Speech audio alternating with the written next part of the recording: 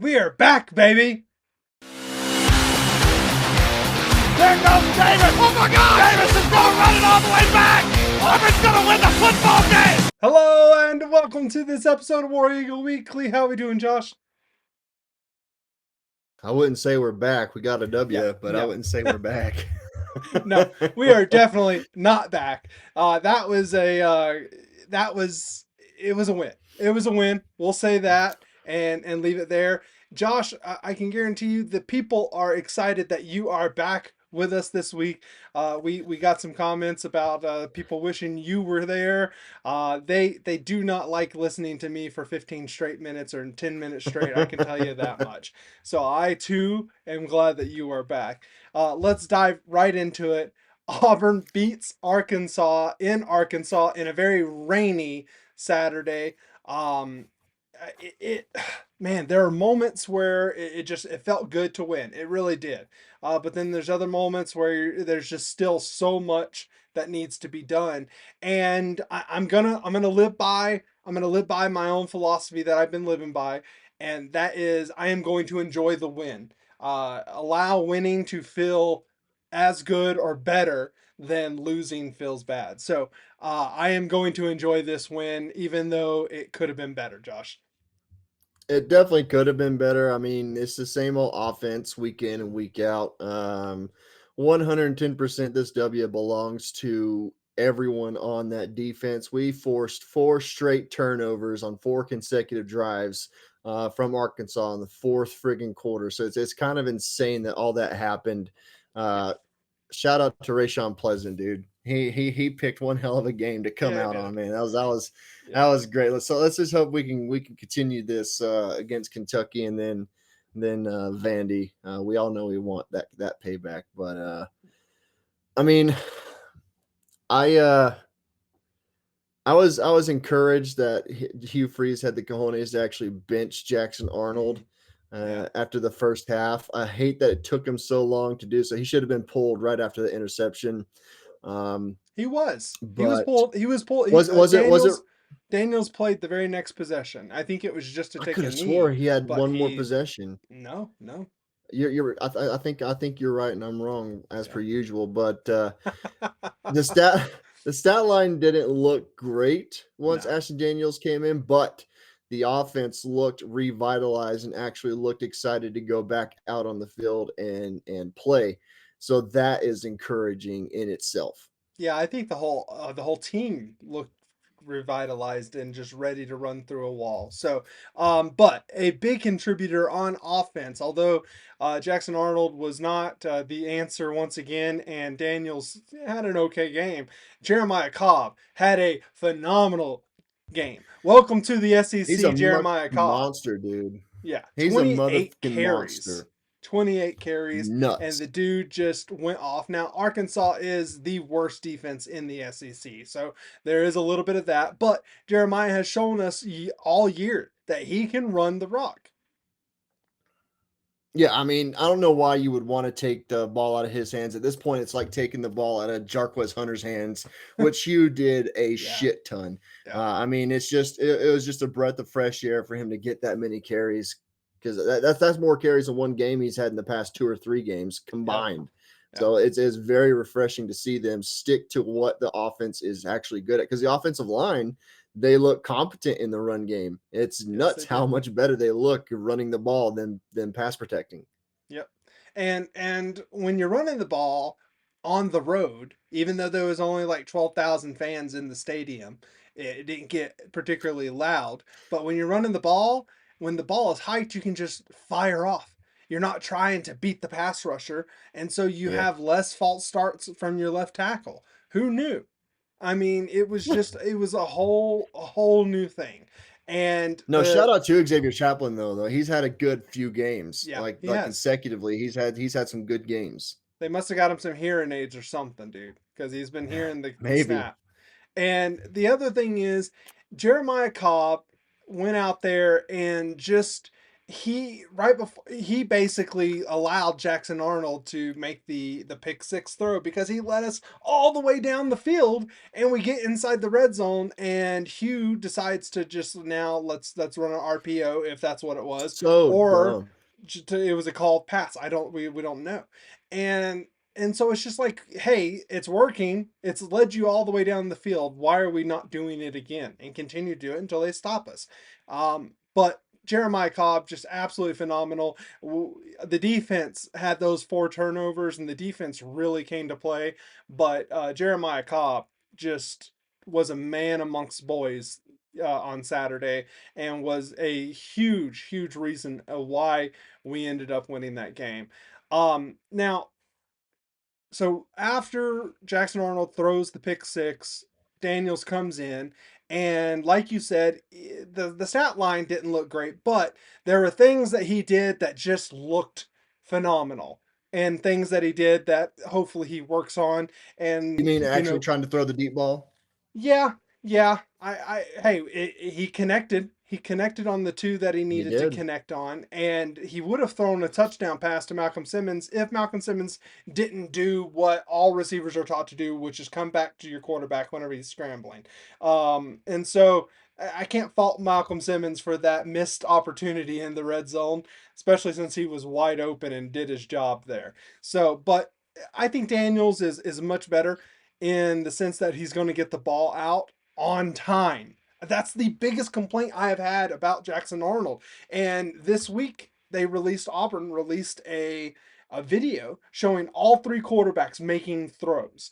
And I texted it to you, sent it over to you, and then made a comment about Jackson Arnold's throw. He waits until the receiver is open on the break and then throws it. And so the receiver has to come back 3 or 4 yards to make that catch, okay, because it was a comeback route, and then try to get upfield. And every time he's tackled, you've seen that play all year long. It's a comeback, and then we give up 3 or 4 yards to make the catch. Whereas Daniels and Deuce Knight were throwing in anticipation of the receiver getting open, and those receivers are not giving up yards to make the catch. We even saw Daniels make the same kind of throw later on in the game that Arnold's was picked off for. And he threw it in anticipation of Perry Thompson making the break, and Perry caught the ball. That's how you're supposed to play quarterback, especially in the SEC. I mean, yeah, that's how you're supposed to play. Doesn't mean the quarterback play that way. Um, case in point being Jackson Arnold. I mean, at least Peyton Thorne did that. He threw for in anticipation. He didn't always have the Sometimes. arm strength or the accuracy to get there, but Yeah. he would throw. Uh, he would throw the wide receiver open or try to, and Jackson Arnold is waiting until the wide receiver's open, and that's what led to 10 sacks against Yeah. Oklahoma, and that's what's led to his benching is his Yeah. terrible pocket presence and ability to throw wide receivers open. Yeah, and I like Daniels in the pocket. I thought he looked decisive and looked good when he ran. He ran. It was really nice. He looked like a gazelle out there. Um, so do you think do you think he is the answer at quarterback for the rest of the year? I mean, as of right now, neither one of us have watched Hugh Freeze's press conference on Monday, so we don't know what he said after watching film. But do you personally think that Daniels is the answer at quarterback? I would say for the rest of the season, I did watch snippets. He said that Deuce Knight is the future of the program, which everyone already knows that. Yeah. But after he said that, he pretty much ruled Deuce Knight out for the rest of the season, um, for a red shirt, so he can possibly be the starter next year. But Yeah. for the rest of this season, I would say Ashton Daniels until he shows me a reason why he can't be that guy. Uh, he in my opinion, he is going to be the answer for the Auburn offense for 2025. Yeah.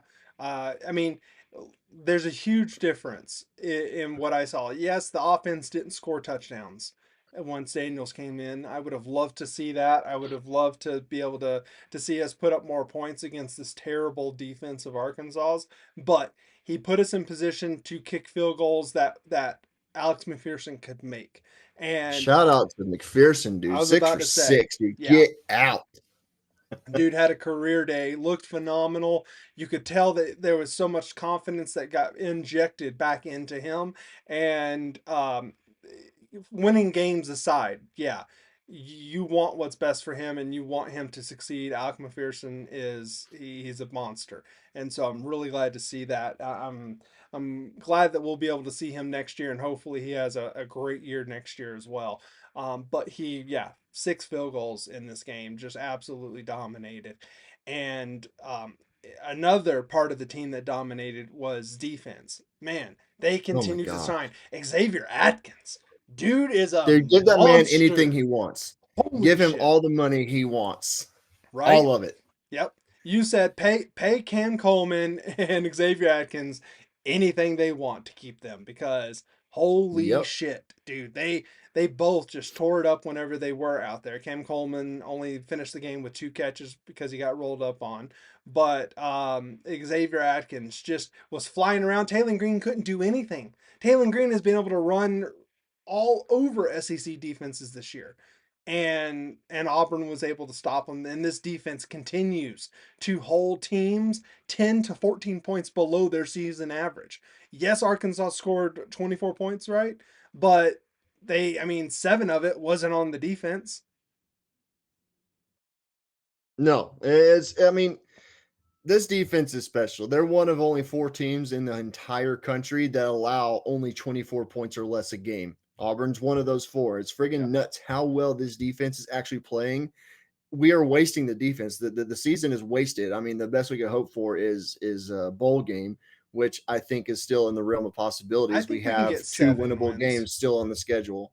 We could. I mean, I think our best bet is Alabama, not Vanderbilt, but that's for another episode. Mm-hmm. Um, That's a hot Alabama can't take. run the ball for shit. Yeah, They they can't can't. run the ball for shit, and they can't stop the run. But this defense, dude, it's free. I don't think Taylor Green's a bad quarterback. I think No. he's a very good mobile quarterback. He has a laser for an arm, and our Yeah. defense is just that much better than the Arkansas And offense. Not saying their offense well, is good, but yeah, but they are a good offense. That's the thing is they are a good offense. They're one of the top 5 offenses in this league. And I texted you okay, right as they drove down the field for a touchdown. I pressed send and then he threw a touchdown pass. I said you cannot keep Bobby P's offense that's down, and true. then Yeah, bam, touchdown. And yeah, our corner Pleasant actually fell down and knocked over one of our other players. There's that, but at the same time, that is a good offense. Bobby Petrino, he's still got it. Like Hugh Freeze ain't got it anymore as a play caller. Bobby P, no definitely, he knows how to get on that hog and knows how to ride that hog, man. He with or without a woman back pause, there. pause.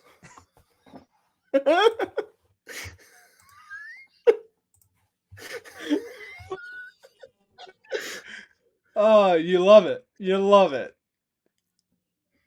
I mean, yeah, it's true. You can't keep them down. You know, that actually brings me to the next point of our topics. Bobby Trino, he's not going to be in Arkansas next year. That's No, just a it doesn't seem guarantee. like it. I do think through this year and possibly even into next year, Hugh Freeze's job is actually going to be safe because you brought it Mhm. up. You don't think it's the right time for Auburn to fire their coach because all Yeah. these other top tier programs fired their coaches over this past weekend as well, and including Penn State a couple weeks ago. But I think Hugh Freeze is going to fire Derek Nix and look to hire Bobby Petrino as offensive Oh, whoa, coordinator. whoa, whoa. And listen. Wow. Bobby Hot Petrino, take, Bobby folks. Petrino Oh my Bobby gosh. Petrino knows how to call an offense. Him and Hugh Freeze have somewhat the same offensive ideology. Um, Keeping Hugh Freeze would be the best way to keep the defensive Wow. coordinators retained Yeah. and most of the roster on the depth chart. So I think Bobby Petrino would be his best bet as best bet to turn this team around like he promised it would this year. The third year is what he promised. And the third year is possibly one of the worst years offensively we've had under Hugh Freeze. Um, so I think Hugh Freeze's job is safe Wow. for the time being Okay. and into next year, but it's going to take a home run offensive coordinator hire which would be Bobby Petrino. You cannot change my mind. Wow. Come at us in the comment section, because what I'm about to say is also going to send people over the rails, I think. I totally agree. I told you that right now is the wrong time to fire Hugh Freeze unless they have somebody set up already, because you do not want to be the last man standing and looking around trying to figure out who you're going home with at the end of the night. And we do Yeah, not want another Brian Harson situation. Complain about Hugh Freeze all you want. At least he continues to bring in talent and puts us in the a good point of contact for the future, because he continues to get these recruits even whenever he looks as bad as he has this year. I agree he needs to bring in a offensive coordinator, and I don't know if it's going to be Bobby Petrino. I don't know if Bobby Petrino is going to come back to Auburn. That's just wild. That is just wild. I cannot see him back on the sidelines at the for Auburn. I also, the part that leads me to think that people are going to criticize me is thinking that Auburn is not as good of a job as LSU, or not as good of a job as Florida or Penn State. But at the same time, I feel like I'm a little jaded. I'm not going to lie, Josh. I'm a little jaded. It's been a while since we've been relevant. I mean, 2019 was the last time we were relevant. Bo Nix's freshman year, and we had that defense that was, almost shut down LSU on their way to the national title, and that and game was even rigged, anyways. even then, I don't know if we were completely relevant. So I'm concerned that people are not going to look at this job as one of your top tier jobs, even though Auburn is a school that is committed to winning. They are committed to NIL, and they are committed to getting the right person in. I agree. I don't know if Cohen is going to pull the trigger with this many people out there looking for jobs. I just don't know. So I I don't think think right he is. now his job is safe. Now, if he goes out there and lays an egg against Kentucky, or lays an egg against He's Vanderbilt, gone. he very well could be gone. And I think Yeah, that he is close to getting cut. And the other side of that coin is, well, if he's that close, then why not just pull the trigger this year instead of waiting until next year when we're in the same freaking boat, 0-3 in the SEC? Because that's what we start under Hugh Freeze. We start 0-3 this year. We start 0-4. We continue to look like shit on offense under Hugh Freeze, and we continue to get worse under Hugh Freeze on offense. But right now, it does. I get the feeling that his job is safe. We have no inside information here, but I agree with you. I think his job might be safe. yeah. I mean, like you said, it's just there's too many other programs. Yeah. I begrudgingly agree with you in terms of Auburn not being as desirable as LSU or Florida or Oh, possibly even Penn breaks my State. heart. Obviously, because I'm just a huge Auburn fan.